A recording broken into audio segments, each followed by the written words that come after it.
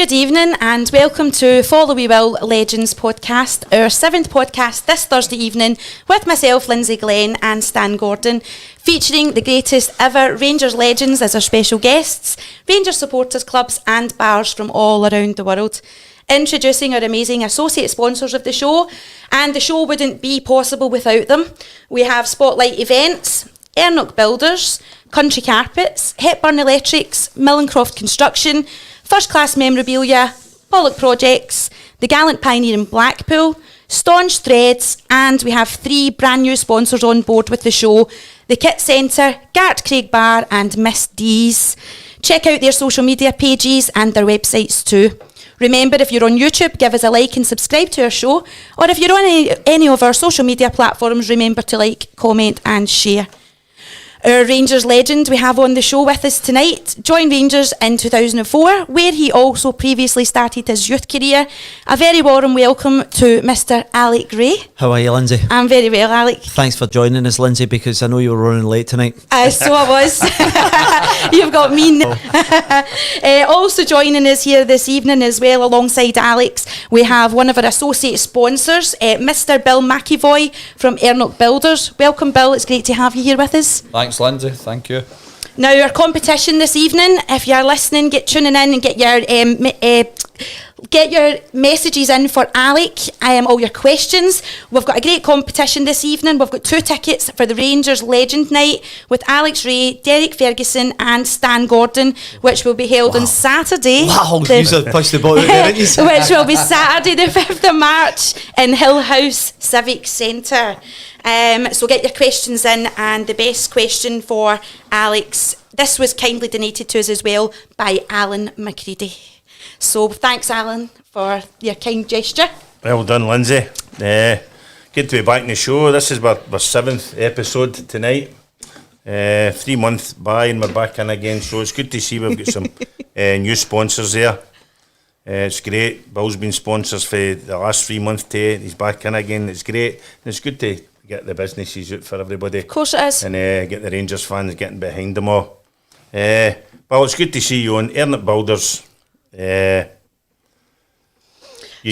On you go. Yeah, I was just going to ask. No, listen, sorry, I need to butt in here, Stan. Listen, I know Bills, if the builders are do, we get a family discount at your place. Oh, definitely. Because have you seen the materials recently? The wood went through the roof and all the stuff in it. Aye. Well, listen, you're a bit of a log burner. You would burn all your stuff. That's how he's burnt his home. No, that was 2 ton of. That's why I was running late. 4 builders bag of oak today, and that's the reason why I was running late. I was shifting it up to the farm and at my mate's farm. There you go. Expensive stuff. That's what I'm saying, there's money in it. Well, I was just going to ask you there, how is business doing for you, Bill? Really How's good. it going? Aye, it's been really good. All this happening, the builders for a change, I've got a good Kick of the ball. Aye, really big time in that, which we don't usually do, but aye, it's been really good. Brilliant, man. So we can't complain. See, that's what happens when you sponsor the show. Things really take off, Stan. Get the plug in. Aye. I know you're also a member in the Thornton Suite as well, and at That's right, Ibrox. yes. How do you enjoy that? Oh, it's brilliant. It's good. Good crowd of guys in there. Prawn Simon's Brigade, Bill. Oh, it's brilliant. That's it. Big one's in there or not? Aye, he's got to put up with me. I need to pop my stand. That's what I need to bother. And we Glenn and Ian. Aye, it's good in there, isn't it? It's good quality after you. It's really good. Are you doing a shift tonight at the Royal? You get the nurse's uniform Yeah, on well, I thought I'd put some white on because a wee bit He's showing off his tan. He's showing off his tan. The white's bringing Lindsay the colour phoned her out. last week and it's about a wee discussion and I says, what's that noise? And she went, oh, it's Trish. She's just ordering a drink at the pool. It's pain down outside. I didn't want to rub it in. Tell me about it. Right, Alex, let's get down to it. Go. Right, so you started your career in the Rangers youth team. Yes. How did you find it playing at such a big club as a young boy? I'll be honest with you, I loved it. You know, I've often said this, and there'll obviously be people listening. But we obviously grew. I was with my dad and my sister growing up watching Rangers in the East Enclosure, and you do wee walk at the front, and it was my mission to tap guys like wee Doddy, Tam McLean, Greggy, Sandy. So you're steeped in it. As a wee boy, and then you get your own football career. I don't know, maybe 9 or 10, and you're playing every single weekend, possibly 3 games over the course. So you've got boys brigade, you've got your school team, and you've also got your boys club team. So you miss going to watch Rangers on a regular basis because you're trying to carve out a wee kind of career for yourself. And then all of a sudden you get the phone call and says, listen, Jock Wallace wants to sign you. And you're going, what? What would you mean? So from the East enclosure, then all of a sudden you're walking into a dressing room with the guys you idolise. You know, the heroes and the giants and Peter McCloy, Derek Johnson, Geraint Ferguson. You know, just guys, and you're looking at these, you know, wee Bobby Russell. And so you're walking in there and it is daunting. I don't care who you are, what stats. You often hear guys like Gaza and your Loudrops, and you're walking into a dressing room. McCoist was there and on, you know, shyness, you know, personified Coisty. So you're walking in there as a wee boy and you'll just and you got all the shite jobs, you know. You're doing all the divots, and then you're collecting all the laundry. And think about that for a minute. You know, you've got guys like fucking Derek Ferguson houting his arse every 5 minutes, and they're up to no good. And so you have that, but in the same token, you're trying to impress your kind of skills onto there. So it was an amazing time, and I loved every minute. I loved it because obviously Big Jock Wallace is your manager, Alec Totten's the assistant manager, John Haggart he's the first team coach, and then what I came to realise at that particular time as well was that there was people behind the scenes that had been there for an eternity. Now there was an old lady called Lizzie who used to give us a lunch. You know, I think Lizzie ended up doing 50 odd years at Rangers. So she used to give us, and it's funny, and this is great because when I come back in 2004, I walked up to the kitchen upstairs in match day, and Tiny, Lizzie's daughter, was working there, and she'd been there for 35, and she went, and know what she says? Because I used to walk in and go, a wee plate of brothel. A brothel. Aye. And she remembered me all these 17 years after that, because as a wee boy came in with the hair. I come back with a guy that was bald as a coot all the years later. So I came to realise that these people were the cornerstone of the club. Now, Jimmy Bell's been there since I was at the beginning, and he's still there. Yeah. So it's people like that, players come and go, managers come and go. You know, the one thing is these type of people who kind of are the bedrock They're of the the club. foundation, aren't they? And then you get the punters who, since when your dad takes you through the doors at the beginning, you're walking up these stairs and then you hear that noise, that roar, that's you're hooked. You know what I mean? And it's funny because I've got a daughter now, Bill, who had no interest in football Sounds at like all. my daughter. but she's 20-ish now, university, and they have a Rangers Supporters Association in university. So, brilliant. so she's really bought into it big time. She was doing it at the square and all that kind of. So, thankfully, my next generation of Rays are going to be kind of getting this, you know. That's good. So you then moved on to Falkirk as well, where you were soon playing in the first team. Yeah. Did you enjoy your time at that club? It was a sliding door moment, Bill. And I'll tell you what happened was, see, after I was that devastated at getting released by Rangers, and I mean devastated. Football's my life. I've actually, I think for 15 and a half to now, football's played a part. You see me when I come and play in the Legends games and all that. I'm smashing people. I'm playing five-a-sides yesterday and you're kicking. It's just your nature. So it's been pretty much my whole thing. And I was going to gear up because of rejection's not a good thing. And I had no aspirations, I had no skills, I had no academic skills. And there was a guy phoned my house. Do you remember, you're a bit young, but Stan and Bill remember. Do you remember the big red phone with the big dial? Aye. Commissioner Gordon, the big phone. And it went on a Sunday night and the guy said to me, I want you to come and play amateur for me. And I'm going, listen mate, I've just left Rangers. Do you think I'm going to come and play, for fuck, give us a break, mate? And anyway, the guy persuaded me to come back and play for him, and it was the best thing that ever happened. The guy's name is Joe Woods, and I know it's a Mad Rangers podcast. He was a mad Celtic man. Was he? A mad Celtic man. And do you know who his sidekick was? Who? John Gilligan. Oh, John, right. Right, John. Good lad. Rangers, they got saved our club for us as one of the three bears. And they two guys were running this, and what they did is, Stan, they picked up all these waifs and strays who'd been let go, and the team were cantering it. And within 3 months, I get back into football with Falkirk. But what an apprenticeship that was! Because and I don't mean to be disrespectful if youth team football now, but that was hairy ass stuff. You're playing a game. You're playing with guys that have got 300, 400, 500 games at that level. That are maybe 14, 15 stone, and I would have been maybe 10 stone at that time. And they soon let you know in training, these guys are going up again on a weekly basis. Will not take any of your shite. They'll half you in two, and if you've not got the boys to stick it, you'll not last here. So it was an incredible. I call that my apprenticeship, because that really toughened me up to then go into my next club. And Well, you couldn't have asked to go to a tougher oh, club. Stan, I'll never forget it. I was in a wee watering hole in the East End of Glasgow, and I get the phone call, right? And the phone call goes along the lines of, "You owe me big time." My agent, right? And I'm thinking, "Was that right?" He says, "Aye, I've got you a move to London." And I've went, "Oof, what is it? What one is it? Is it Tottenham, Chelsea, Arsenal?" And he went, "It's Millwall." And in my mind, I'd obviously heard about Millwall and the place and things. And I went down the Friday afternoon. And do you know what the funny thing was? I borrowed my mate's suit. Right. Because I didn't have a suit. So I thought, and I only thought I was going down to have a discussion, and I didn't realise I was going down to sign. I did know, and within a half an hour I'd signed a 3-year contract. I had a wee suit carrier thing, like a wee suit with a couple of t-shirts and things, because I wasn't quite sure where I was going to stay over the weekend and get a night out, basically. And then that was me. I'd signed for Millwall, you obviously wee Hurlock, we all know wee Terry.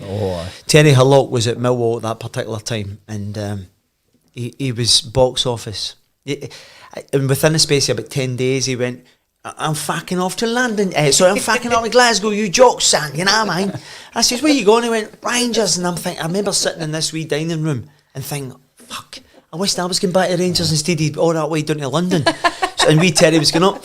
But we were doing, you often hear about Jock Wallace and the sand dunes. Aye. Well, we were doing that in Aberystwyth, identical. We were doing all these dunes. People were thrown up. It was horrific. And then we would always finish with a 5-mile run to get the bus. And nobody left that beach until we done that. So see, the first day I finished about 6, 25 guys. And I'm thinking, just make an impression on the manager that you can run. So I'm finished 6, and I thought, fucking great, he at least knows I can run. We've not even got the ball out yet, Stan. Next day, sand dunes. and then he blows the whistle, and we've got the 5-mile fucking terrace and that line, right? And as we're about 300 yards, you've got the coaches going, "Come on, fucking come on." So you're trying to beat the guy next to you after a 5-mile, and you're all the shot. And I remember, as I get to the finishing line, I sees wee Terry Hurlock, and he's got the pen. "Come on now, son, you can do it, you can't." so I'm thinking, how the fuck did he get past me, right? But he's fresh and all that. And me Terry couldn't run, right? So I'm looking at him and I'm going, something not fucking right here. So anyway, we're sitting having our dinner later on everybody's like a bus couch, and we're going, fuck, that was brutal, man. I know, how long are we going to do these sand dunes and the 5-mile run? So I says, "Tell, how the fuck did you beat me the day?" He went, "Son, do you think I was running 5 mile?" He says, "I got the fucking bus and I jumped 4.5 mile, got off, and when 2 guys ran past him, he went down to the water and wet his hair and he started running." So he got the bus. But I went, man, honestly, it was box office. He's some, I mean, I had him in the pub, and I picked him up at the Hilton. My mate, wee Wally Blackman, through me, picked him up. We brings him to the pub. So Bomber was going to MC for us that day, right? So I says, "What do you think, Terry?" These 2 boys were with him, and they're the same as him. Aye. Shoulders like that and hair. He said, "A bottle of red wine." So I gets him a bottle of red wine. I sits it down. I had a singer on. So the singer's singing away, and Bomber says, "Right, get him on the new." I says, "Wait till the singer's finished. Get the ding at the singer back." "No, get him on the new." And I looked through, and the red wine down his white shirt. They drink all over the table. Bomber gets him up. This is true, honestly. Bomber says, "Well, you started your career at Chelsea, Terry." "Ah, that's right. Aye, Chelsea." He said, "You were only a young boy." He says, "And then I see here, from 16 to 18, you disappeared." He said, were you not playing football?" He said, "And then you went to Millwall." He goes, "Bomber, I was in the jail. My boys don't know that." That's true, honestly. Oh no. Do you know, I see Terry Hurlock in terms of football and how you find them. See, we went and did the Travis Trek, you know, Scott, the boy as a blind dog. Oh, brilliant, Scott. And it's incredible. Yep. So we did a leg of the West Highland Way. Right. And wee Terry was doing the whole shooting match. It was over 5 days, and I think they were basically doing about 18 mile a day. So I did one leg, whatever it was, down to Mulgai. and I went to see Hullock, and they'd stayed in Charlotte. So there's a pub just before you start the next leg, and then you come down. And wee Tells come out shivering. He's like, fucking hell, Will. It's absolutely fucking freezing up here, isn't it? He'd actually slept with his door open for the night before. And by the way, it was about -5.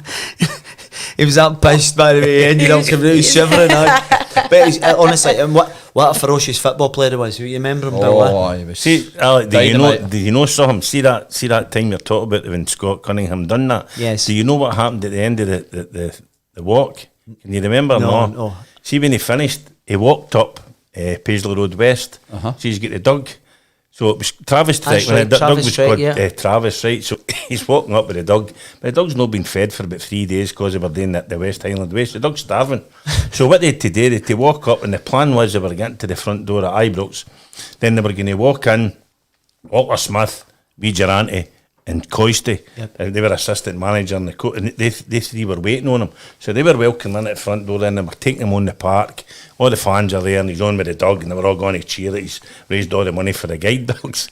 But what Walter Smith doesn't know is Coisty's put 2 pies in Walter's suit jacket.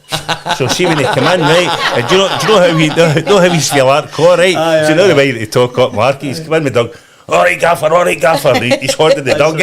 He's like, all right, Coisty, Germany boy, okay. I was hard going there and that. And the dog's fucking going like that. So the next thing, the dog leapt right off the leash and jumped in happy water and turned him in the ground, trying to get the pies out his pocket.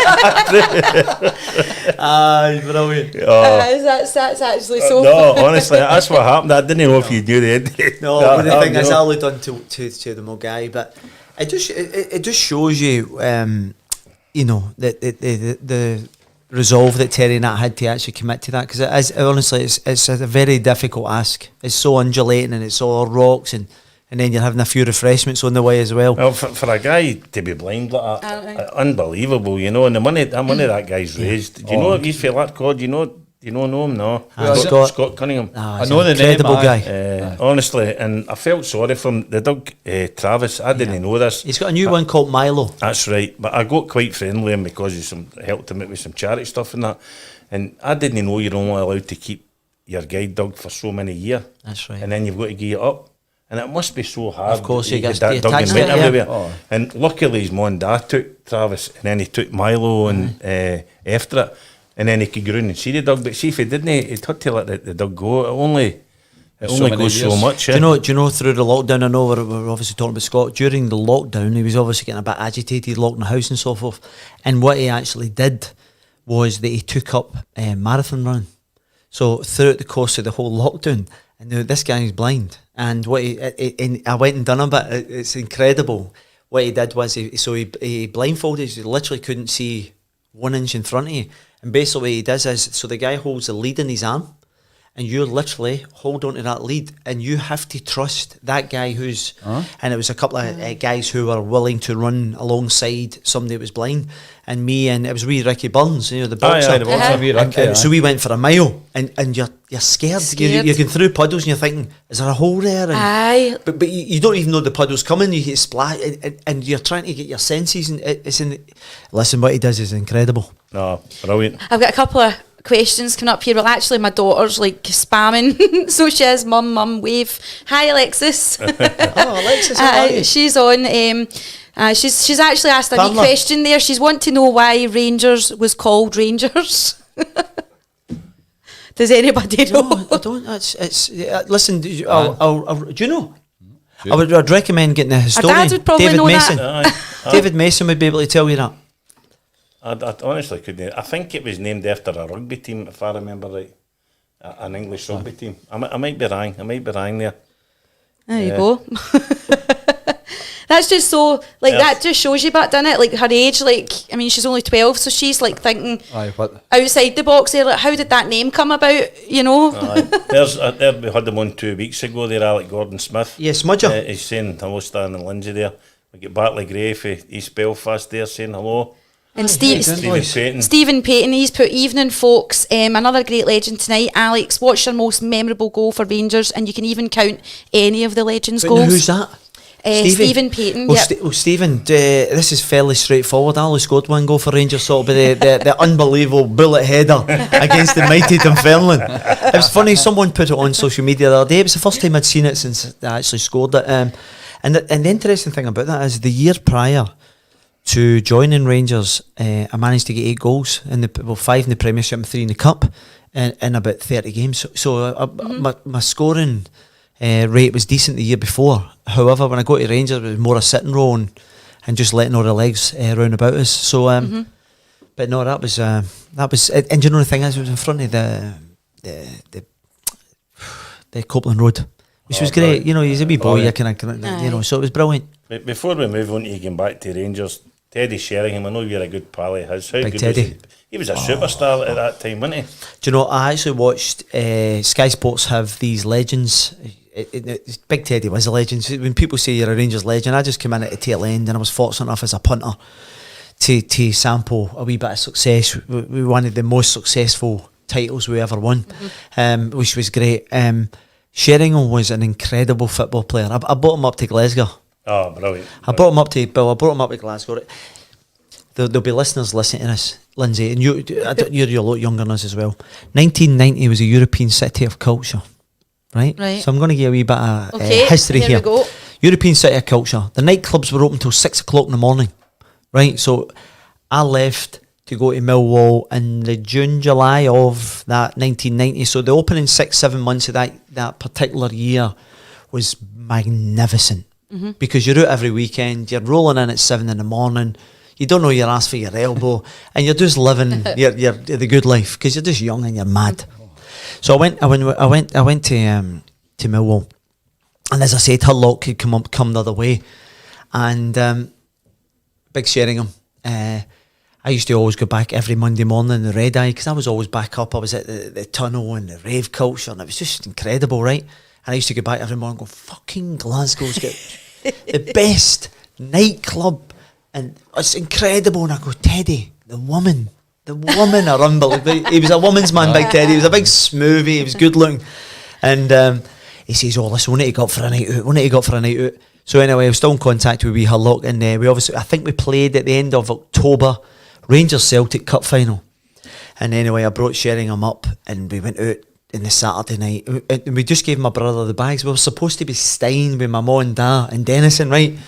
so we goes out, Big Teddy gets distracted and doesn't come back home with us. We'll leave that there, right? So the next morning I says to him, you have to meet us in Alexander Parade. The bus is leaving from one of the pubs in Alexander Parade in Denison.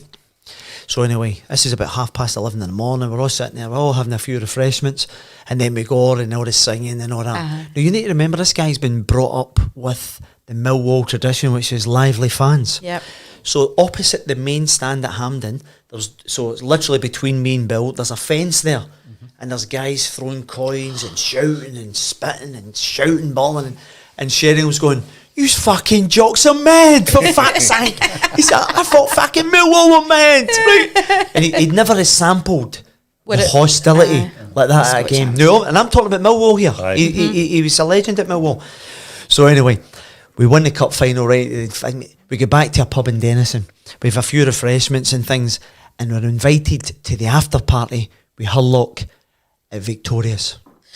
So we get a taxi about 9 o'clock to take us to Vicky's. Now don't forget, we've literally got off the plane the night before, and we've literally no stopped. We've been at a right good clip, so we're a bit worse for wear. We get to Vicky's, right, and the two of us are up fucking drunk. So we get to the door and we go, we're at a Rangers party, like one of the ones done. And the guy, I said, who are you? And I was like, Alex Rae, Teddy Sheringham, Millwall, right, like that. So he tried it a few times. He went, you're not on the list. I was like, no, you need to check the list. And the guy's getting a wee bit irate, and he went, I fucking told you, there's no Motherwell players on this list, right? So I says, it's Millwall, you mad bastard. So he put Millwall times 2, right? So that's how we get in. 4:30. But I said to Teddy and Vicky's, we've got a flight at 7. We've not even been back to see my mum and dad yet. We get back so we're driving up the Craig Park Drive where my mum and dad stays. And we're in the taxi, and the twos are burst. We're fucking burst. And we're lying there against the wall. And then he's went, so we've pulled up at the close, right? And he's went, you little cunt, you little fucker. So I went, what? He went, that's some fucking house you got there, innit? And I went, what? He says, your house is massive. I says, there's fucking 8 families up there, you tangent.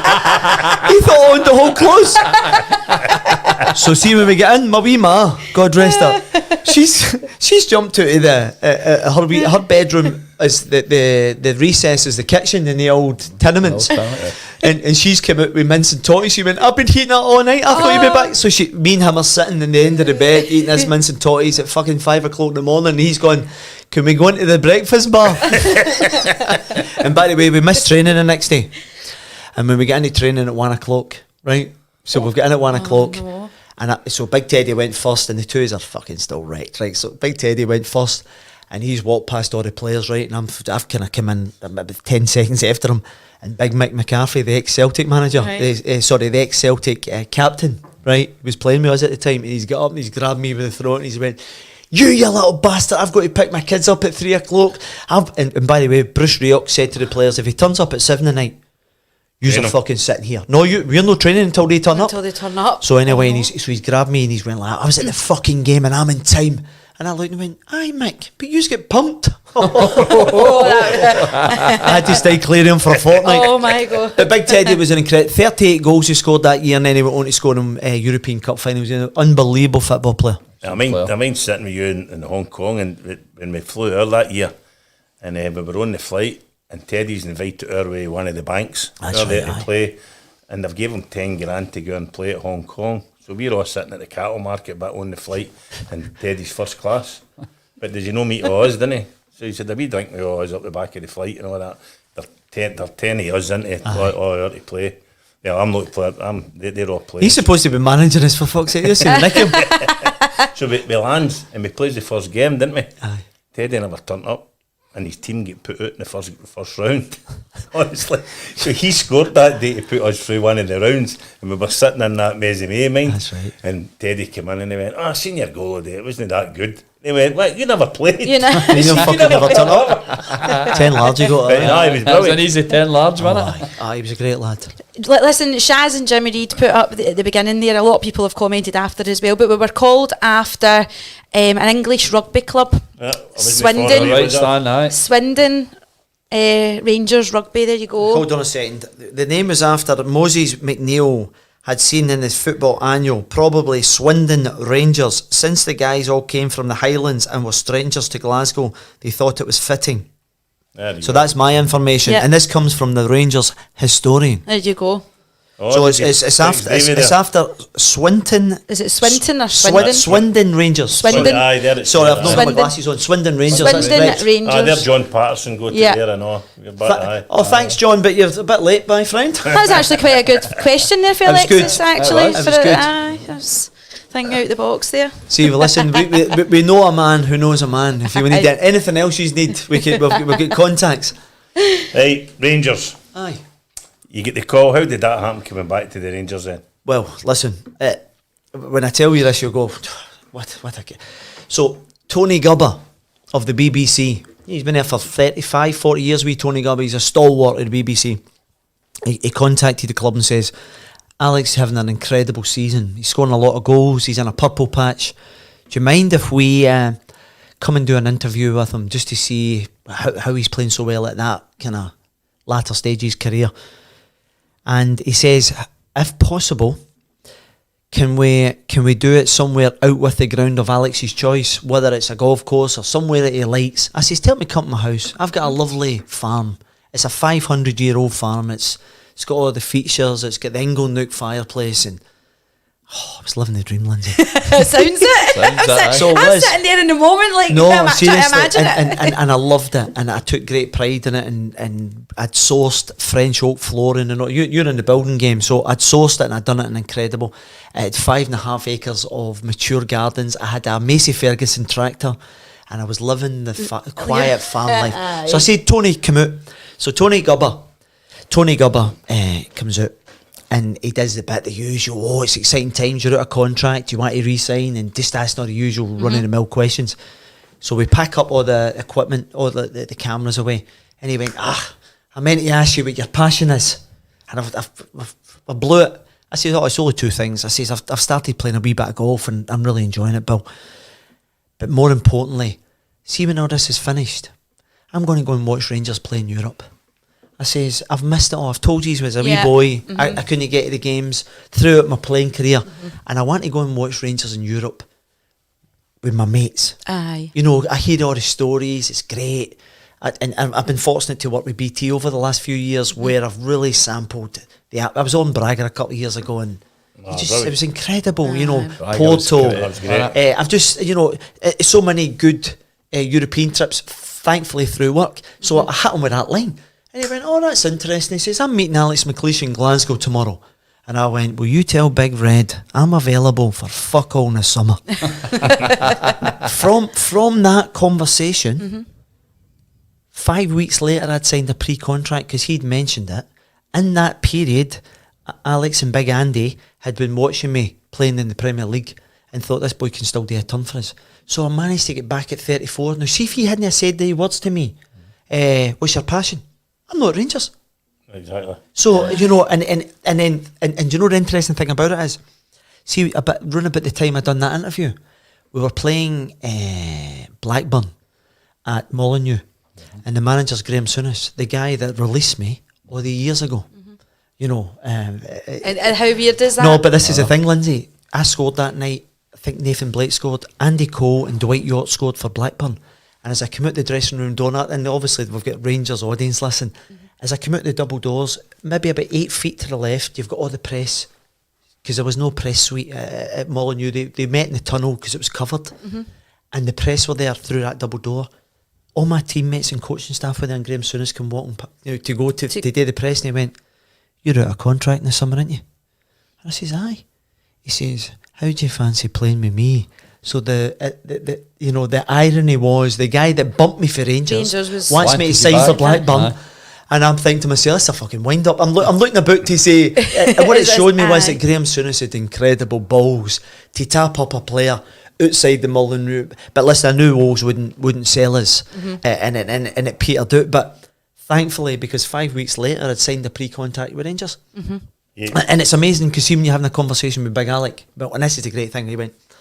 He says, "Listen, Alec," he says, "we're bringing you back in at your, you know, at your latter stages. I know what you can bring to the table." And the reason being is I used to drink. Big Alec and Andy, when they were Motherwell manager, was down in Durham, and I'm going, and I'd met Alec at Rangers Celtic games when I was at Sunderland and all that. I knew he was a big Rangers man, and so I knew that the passion for Rangers, and he knew what my passion was.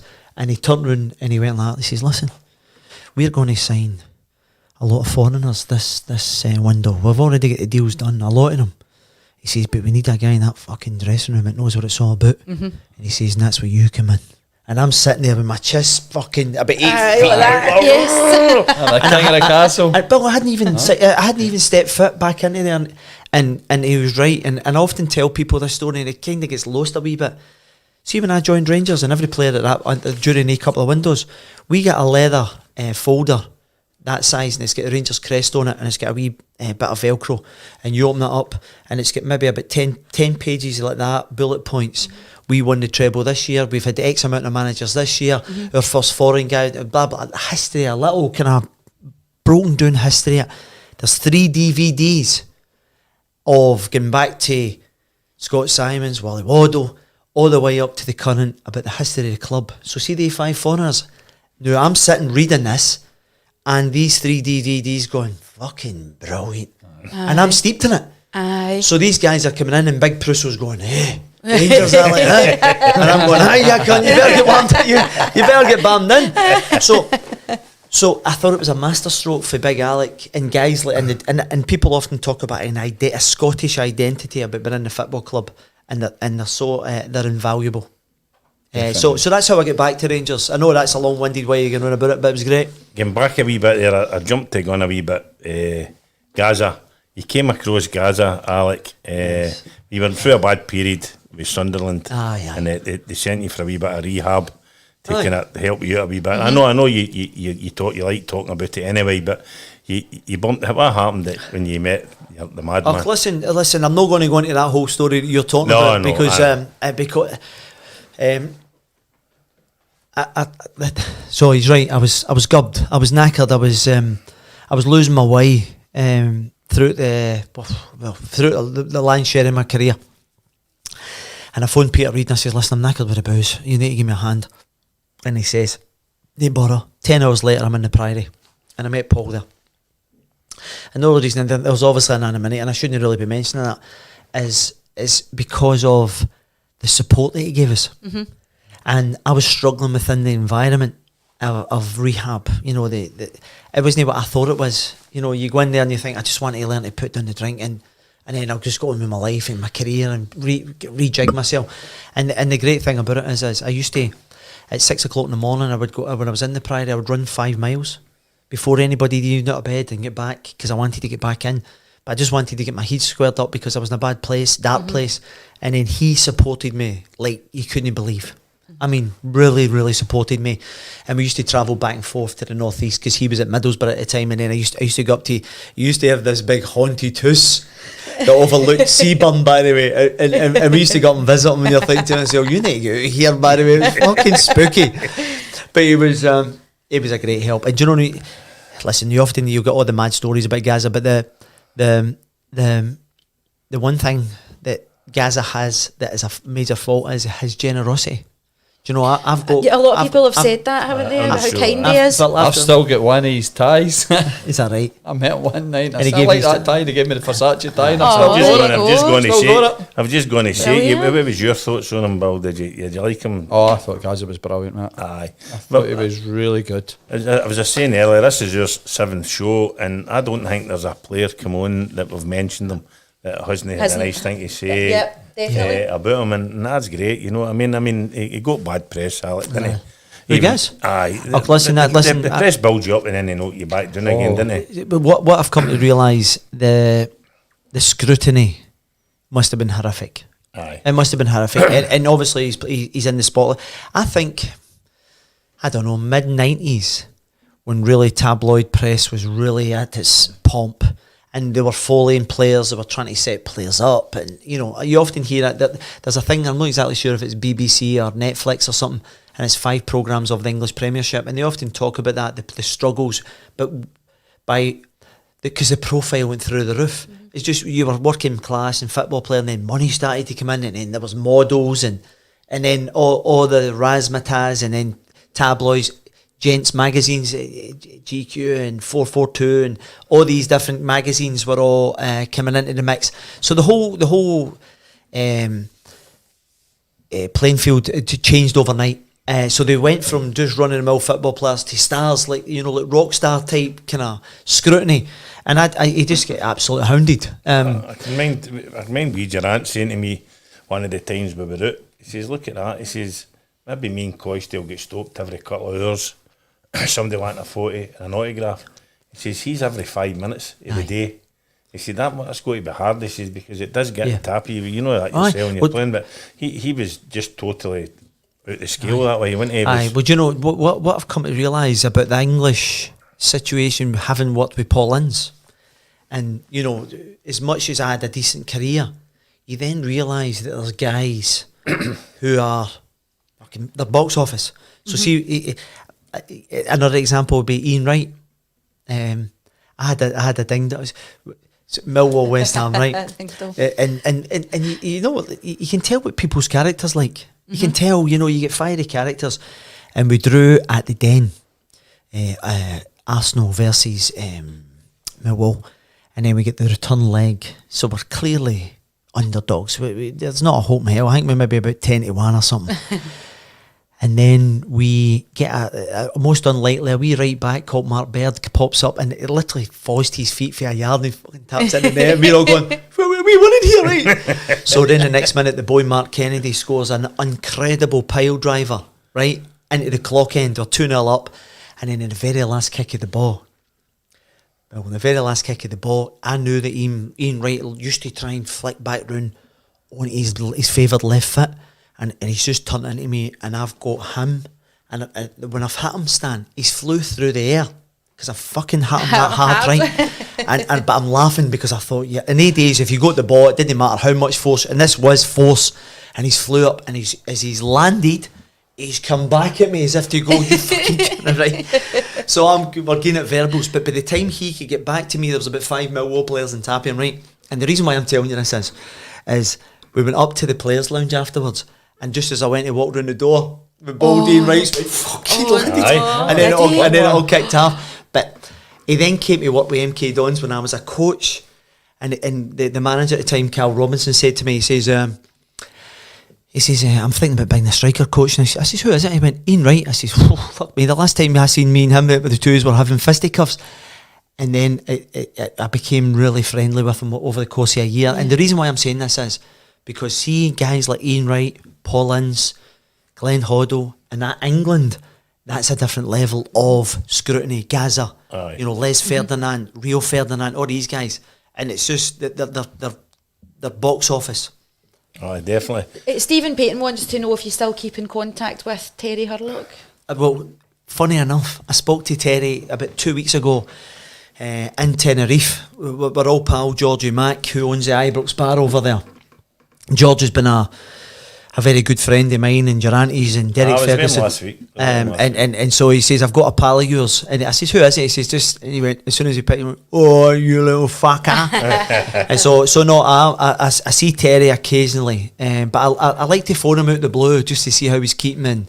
But you get the same way. I was meant to be taking with Peter Heed a couple of weeks ago there, but because of COVID, the guy had to reschedule it again. He was looking forward to coming back up. Well, listen, if Terry can't make it, I'm available. Right,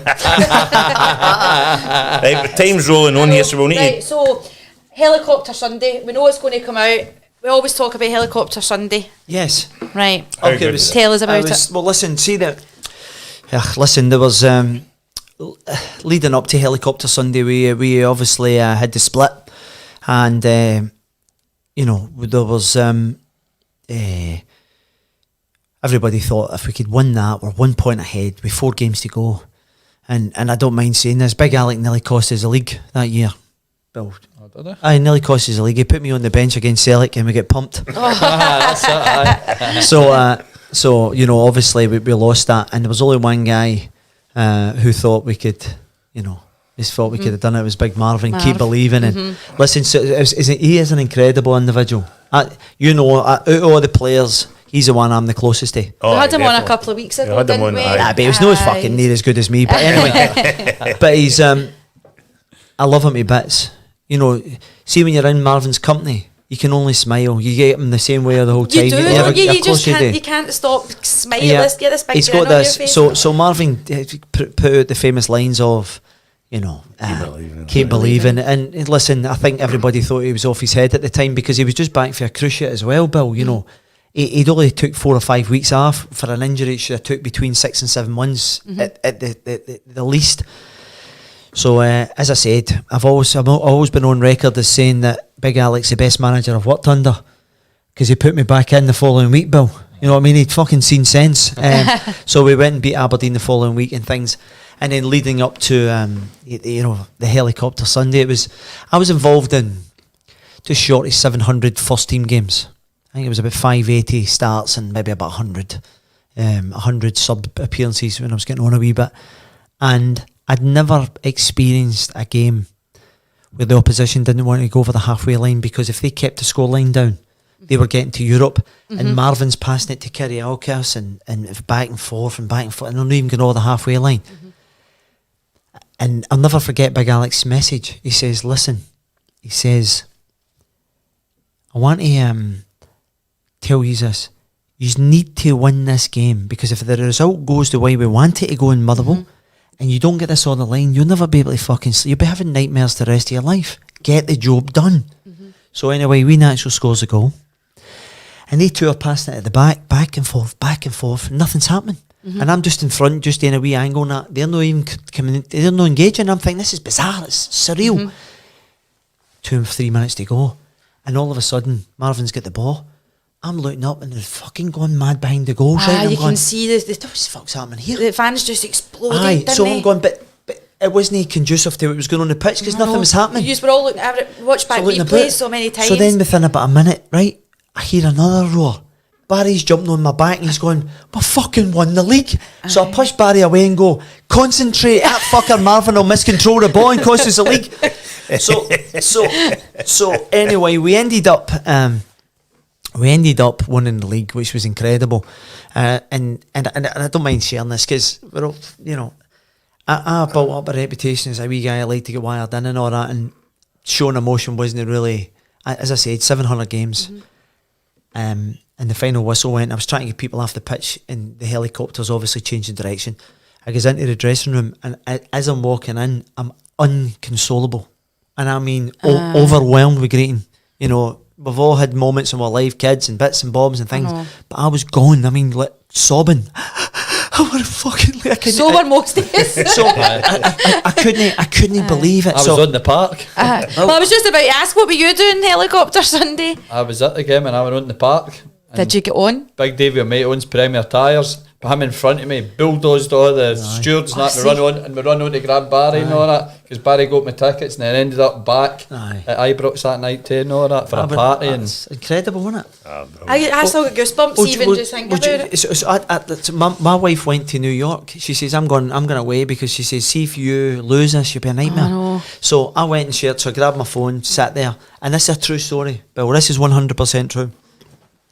I'm leaning against the wall outside it, so that's the door there, and I'm leaning against the wall. I'm phoning my missus, and I phones and I says, "Oh fucking won the league! I can't believe I won the league."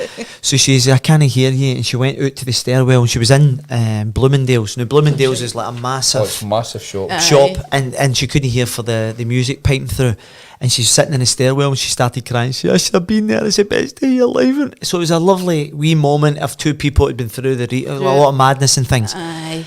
And right out of nowhere, and this is 100% true, all I hear is, "All right, Linda." And a man's booming, right? And right away, Lynsey, I'm thinking, what the fuck's going on here? Do you know what I mean? I'm fearing the worst. I'm thinking, who's in New York with? So anyway, it turns out that it was Mick McCarthy, ex-Celtic captain, and his wife, Fiona. And Linda says, Alex just won the league with Rangers, Mick. And on that big booming Yorkshire accent, he went, "Don't tell me that or I'll start fucking greeting." And then to be fair to him, he turns around and Big Mick says, "Listen, tell him I'm absolutely delighted for him, because I know what it means." Because he'd obviously won with Celtic, so he obviously knows what it means. And listen, it was just an incredible turn of events. And see all the titles, even, and obviously I was part of that. Out of all the titles I can remember, that is the most dramatic that I can remember. And being part of it just was so special. Aye, that was brilliant. It was absolutely fantastic. It was just, as I say, the shows were flood on here. Big Marvin was on talking about it, and we spoke about 72 to Derek Johnson and stuff like that. Probably Helicopter Sunday 72 and the 9 in a row winning team, and they won 9 in a row has got to be 3 of your biggest highlights of our career. So to take part in Alex, it was mad. It was incredible. And you know, you see what you said there, Bill, about going back to Ibrox. And I don't mind sharing this.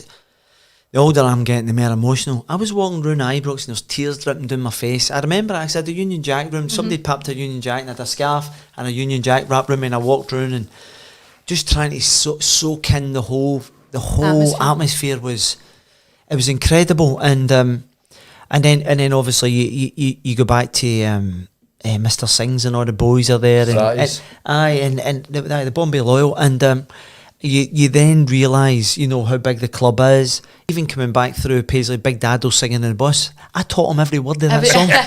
Follow. No. You remember? I don't know if it, because the footage doing around. Follow. And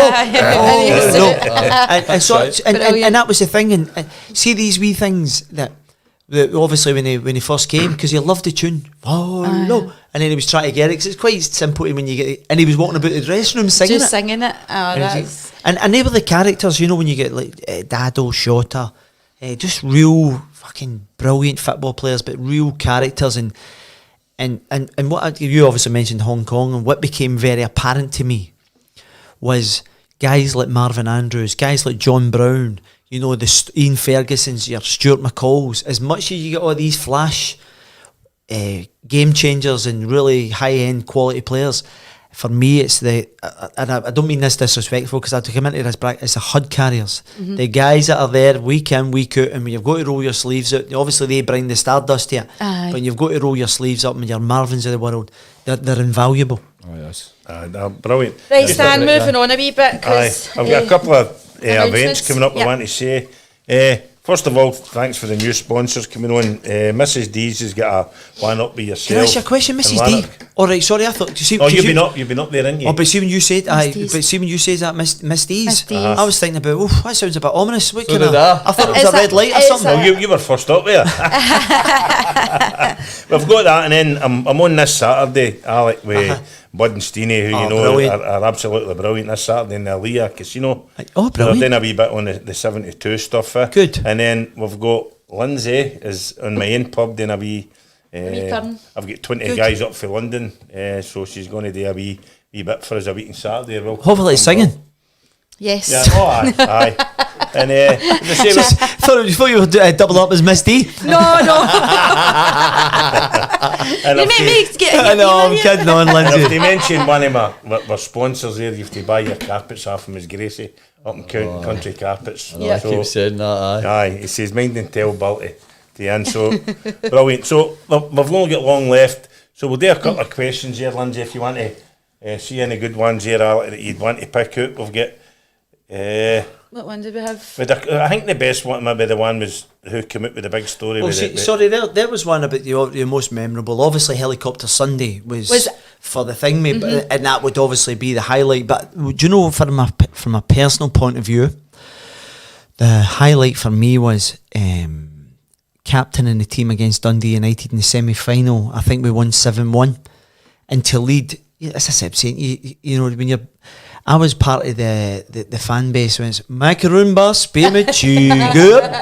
I'm the wee boy that then leads that team out, and it was only a one-off, but it meant the world to me. My dad's sitting there going, my boy's leading Rangers out, so I loved that bit as well. And plus, my mate's a big Dundee United fan. I've got one there or not, Scott Beattie.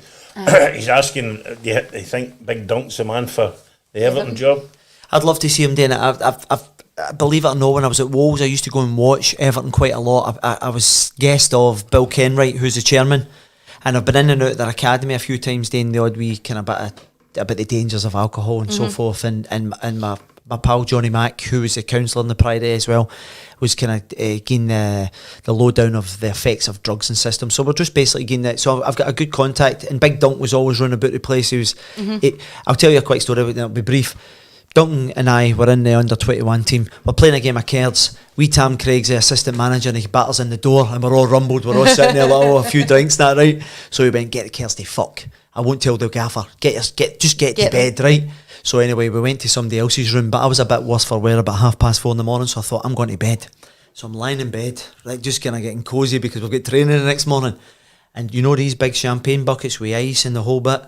Big Dunks, threw one right over the tappies. I've bounced out of bed just to go toe to toe whoever it was, right? And then I seen Big Dunk and I went, oh fuck, alright Big. Shat myself.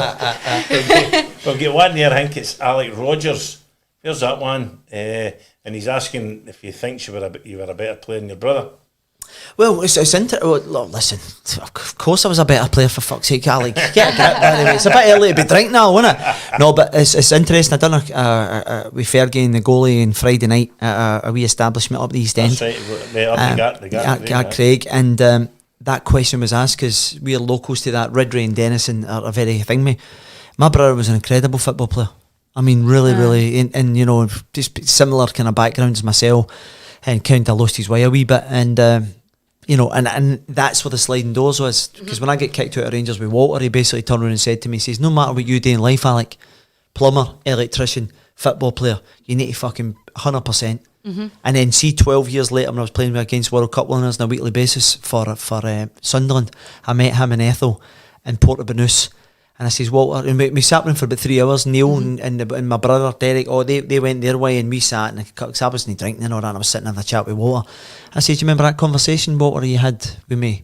He says, Alec, I said that to all the boys. It was important to imprint on you the importance of putting 100% in. I says, well, I says, I've managed to get there, albeit it's 12 years fucking later than it should have been. Aye. And he says, Alec, he says, you've managed to get there. That's the most important thing. That's the most important thing. Absolutely. Stan, you want to just pick a wee winner then for the tickets? I think maybe. What about your daughter? I know it's a I bad know, voice, no, because that was the best question. And it was actually, but she's obviously too young. All right. I think maybe who was the one that asked the first one about who Rangers was called? That was Alexis. Aye, Oh, was it? Aye, and she obviously. I think there was somebody else gave an answer, wasn't they? On it. Yep, it Wait, was well, that's not Shaz and sorry. Jimmy. Shaz and Jimmy Reid actually answered the question first, I'm sure. Right. Right.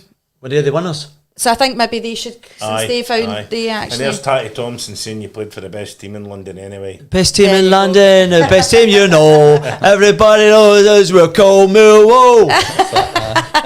But, I have to take no your singing stunt. Ah, there you go. See, everybody that comes on the show tries to do that. So we actually planned on talking about Tuesday night's game and I the know, game we're coming loads. up, but we've It's ran been out of great time. listening to all the stories and all that, though, isn't it? I've got a million Brilliant. stories. That's I the know, thing, we'll you need to get you back on. We'll get the bit we've missed out. Part 2 we'll Yeah, get back. part to. 2. That's Definitely. it. But great, Bill, great for you Oh, coming on. I hope you enjoyed appreciate it. it, Stan. Aye, good seeing you too. Good to Alex. support them, aye, because the good thing about it is it allows the guys to keep ticking away. Aye, and if it's guys like Bill coming on supporting us here and get your guys on, get your stories out here, Aye. all the boys can hear it, and it's Yep. picking up every 2 weeks. It's been great. Brilliant Right, stuff. and I know Rick, he's got another Podcast. podcast Right, coming go. up just shortly. So if you've enjoyed the show tonight, you can get involved by subscribing to our YouTube channel, liking our Twitter, Facebook and Instagram pages. Follow We Will Legends Podcast. A huge thank you once again to our guest this evening, Mr. Alex Rae and Mr. Bill McAvoy from Ernock Builders. It's been fantastic speaking with you both. Thank you very much. Derek Ferguson just texted me, when I get a bleep machine for you, you're swearing too much. See? Folks, thanks for joining us and Follow We Will Legends Podcast, and we'll see you again in 2 weeks' time, and the link will be with you nearer the time. From Stan and myself, good night and God bless.